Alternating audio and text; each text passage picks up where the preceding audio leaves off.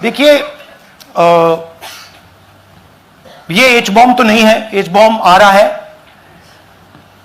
Hydrogen bomb आ रहा है। ये एक और उदाहरण है वोट चोरी का। पिछली बार मैंने आपको एडिशंस के बारे में बताया था, ये हम आपको डिलीशंस के बारे में दिखा रहे हैं, और सबूत के साथ हम आपको दिखाएंगे कि ये जो डिलीशंस हुए हैं ये सेंट्रलाइज तरीके से कॉल सेंटर के प्रयोग करके, सॉफ्टवेयर के प्रयोग करके किए गए हैं।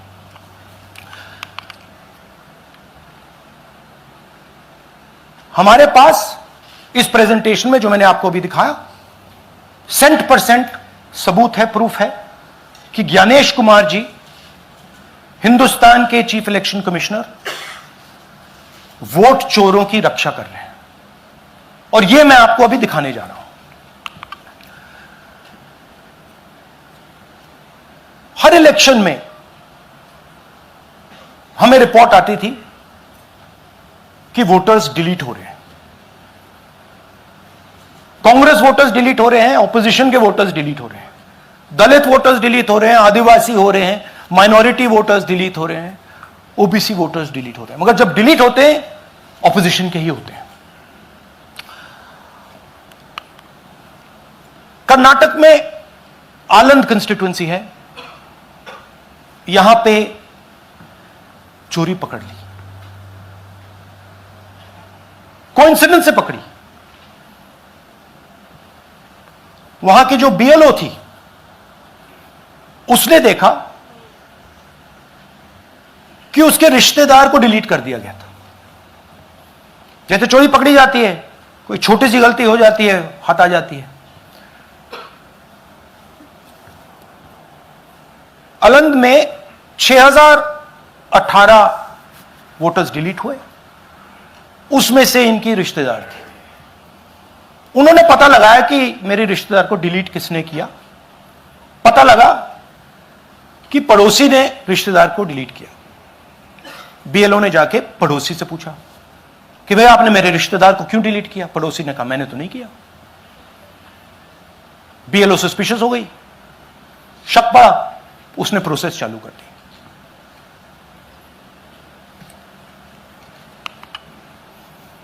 पता क्या लगा कि कोई ना कोई, किसी ने अलंद में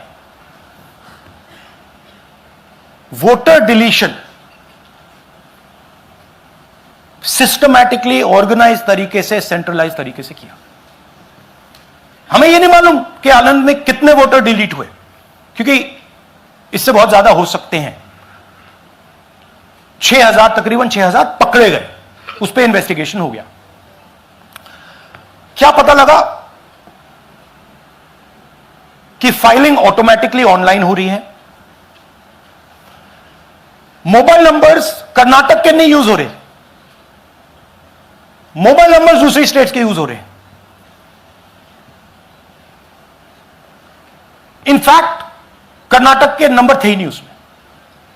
मतलब आप दिल्ली में बैठे डिलीट कर रहे हो, आपका नंबर तमिलनाडु का है। आप गुड़गांव में डिलीट कर रहे हो, आपका नंबर झारखंड का है। और जब हम चेक कर रहे हैं कि भैया आपका नंबर है, तो आपका नंबर है ही नहीं, किसी और का नंबर है। और टारगेट करके कांग्रेस वोटर्स को डिलीट किया गया। ये गोदाबाई जी हैं, इनके नाम पर 12 वोटर्स डिलीट किए गए। इनको मालूम ही नहीं, इनको पता ही नहीं कि इन्होंने 12 वोटर्स डिलीट किए। दिखाइए जरा। ಇಲೆಕ್ಷನ್ ಟೈಮ್ ಈಗ ये इनका वीडियो है। ನಾ ಅರ್ಜಿ ಹಾಕಿಲ್ಲ, ನನಗೆ ಅದಕ್ಕೆ ಸಂಬಂಧ ಇಲ್ಲ। ಅದು ಯಾರು ಹೊಟ್ಟಿ ಕಿಚ್ಚಿ ಯಾರು ಏನ ಹಾಕ್ಯಾರ ಅನ್ನೋದು ನನಗೆ ಗೊತ್ತಾಗಿಲ್ಲ। तो इनको आइडिया नहीं है कि इन्होंने वोटर्स डिलीट कर दिए।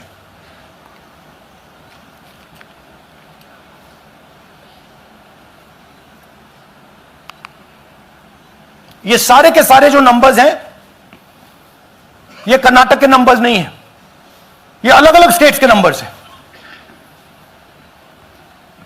और इन नंबर्स को आप फोन करके देखिए,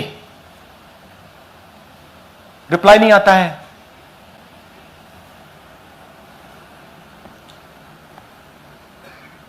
तो सवाल यह है कि किसके नंबर्स हैं, ये किसने ऑपरेट किए, जब इन्होंने ऑपरेट किए ये कहां थे, आईपी एड्रेस क्या था, ओटीपी कैसे जनरेट हुआ, कहां गया, यह सवाल है। यह दूसरा उदाहरण, सूर्यकांत जी जो अभी स्टेज पे आए थे, इन्होंने 12 वोटर्स को 14 मिनट में डिलीट कर दिया। आप फॉर्म भरने की कोशिश कीजिए, डिलीशन फॉर्म भरने की कोशिश कीजिए, देखिए। और जब हमने इनसे पूछा कि भैया आपने ये कैसे किया, वो कहते हैं मैंने तो नहीं किया, मैं तो जानता ही नहीं हूं।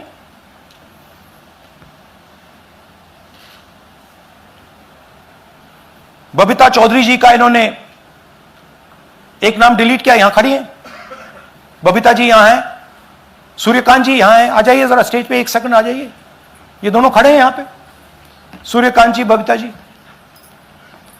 इनको मालूम ही नहीं कि इन्होंने डिलीट किया। Thank you. नागराज जी, इन्होंने 2 एप्लीकेशन 36 सेकंड में फाइल कर दी है। और मजे की बात देखिए, ये 4 बजे सुबह उठ के फाइल कर रहे हैं। पता नहीं क्या हुआ, 4 बजे सुबह कहा कि भैया मैं 2 वोटर को डिलीट करूंगा, और कितने 36 सेकंड में डिलीट कर दिए, फिर सो गए।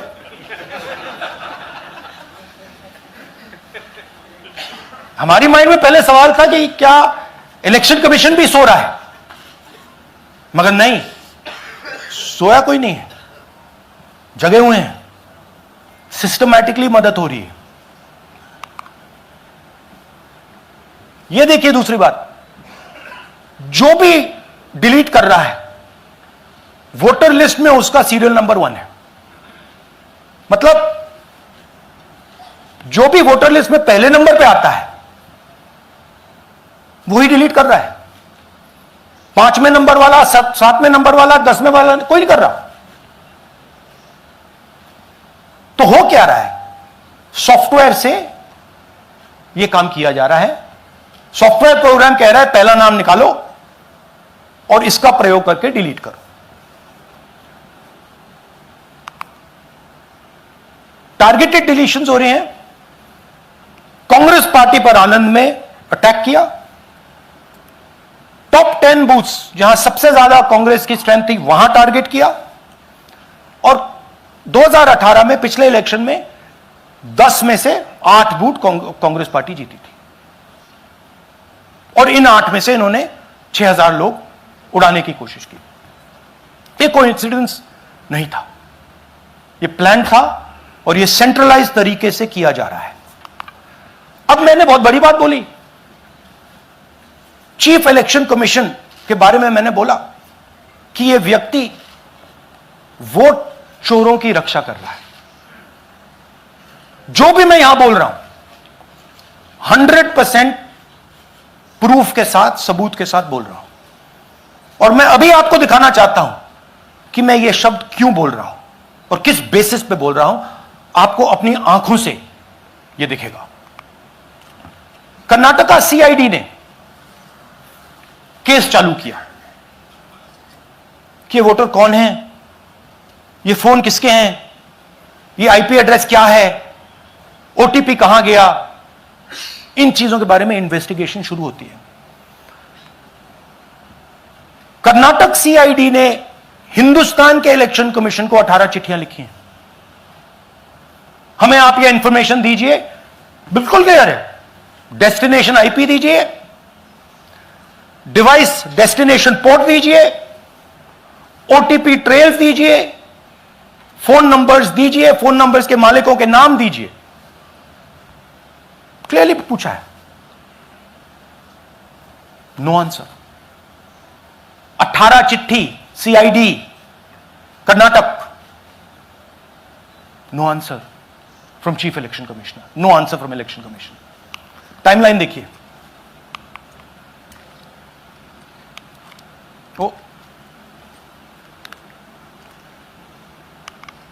ओके, फरवरी 23 में इन्वेस्टिगेशन शुरू होती है। मार्च 23 में कर्नाटक का सीआईडी चिट्ठी लिखती है ईसीआई को कि हमें सारे डिटेल्स दे दीजिए। अगस्त में इनकंप्लीट डिटेल्स दी जाती हैं, जिससे कोई इन्वेस्टिगेशन आगे नहीं बढ़ेगा। जिन चीजों की जरूरत थी वो नहीं दी, जिसकी जरूरत नहीं थी वो सारी दे दी। पहला सबूत। दूसरा सबूत, 18 बार रिमाइंडर लेटर गए हैं। आपको अगर सीआईडी एक बार लेटर भेज दे और आप नहीं गए, आप जानते हो क्या होगा। यहां पे इलेक्शन कमीशन को 18 बार लेटर गए हैं, कुछ नहीं हुआ है। बाद में क्या होता है, कर्नाटक ईसी इलेक्शन कमीशन को लिखता है, कहता है भैया हमें दे दीजिए, आपको इंफॉर्मेशन देना पड़ेगा। No reply. मार्च 25 में आखिरी लेटर सितंबर में गया है, कुछ ही दिन पहले। No reply from EC. यह है सबूत कि ज्ञानेश कुमार जी वोट चोरों की रक्षा कर रहे हैं, और यह ब्लैक एंड व्हाइट सबूत है, इसमें कोई कंफ्यूजन नहीं है कहीं।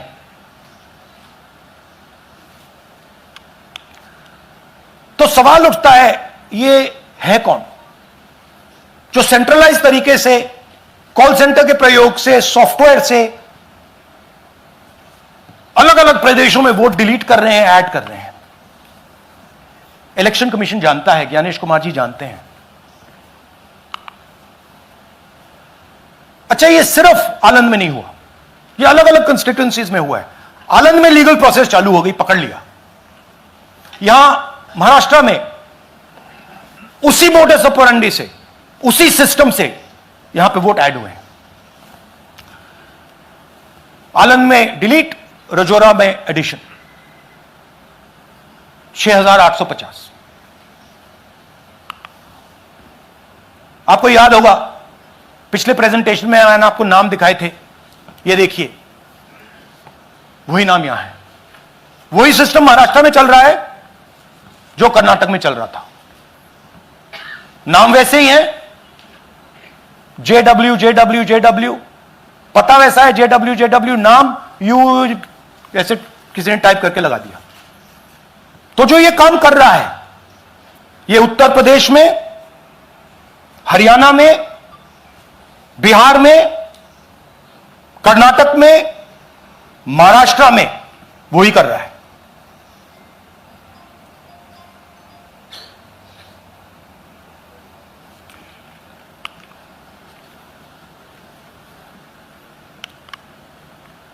तो हमारी डिमांड है, ज्ञानेश कुमार जी, आप अपना काम कीजिए।